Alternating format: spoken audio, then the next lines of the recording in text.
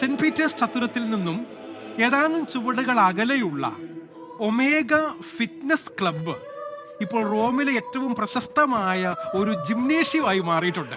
ആരോഗ്യം തീർച്ചയായും. എന്താണെന്നറിയാമോ, കർദിനാൾ റോബർട്ട് ഫ്രാൻസിസ് പ്രവോസ്റ്റ് എന്നു പേരുള്ള നമ്മുടെ പുതിയ മാർപ്പാപ്പ ലയോ 14 മാർപ്പാപ്പ പതിവായി തൻ്റെ ഒഴിവ് സമയത്ത് വ്യായാമ പരിശീലനത്തിന് വേണ്ടി ഒമേഗ എന്ന പേരുള്ള ഈ ഫിറ്റ്നസ് ക്ലബിൽ ചെലവഴിച്ചിരുന്നു എന്ന് തീർച്ചയായിട്ടും അങ്ങനെ ഒരു വാർത്ത വന്നിട്ടുണ്ട് കേട്ടോ.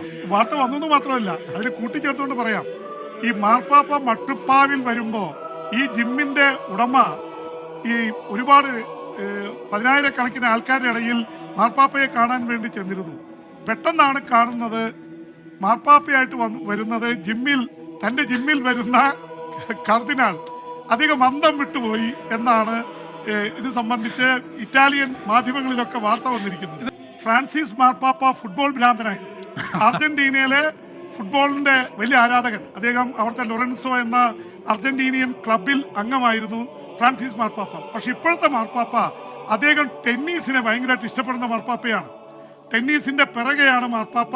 ടെന്നീസ് പ്ലെയേഴ്സിനെ കുറിച്ച്, ടെന്നീസിന്റെ സെർവുകൾ, മറ്റേ ലെറ്റ്, ഡ്യൂസ്, ഇതൊക്കെ കൃത്യമായി ഫോളോ ചെയ്യുന്ന മാർപ്പാപ്പയാണ്.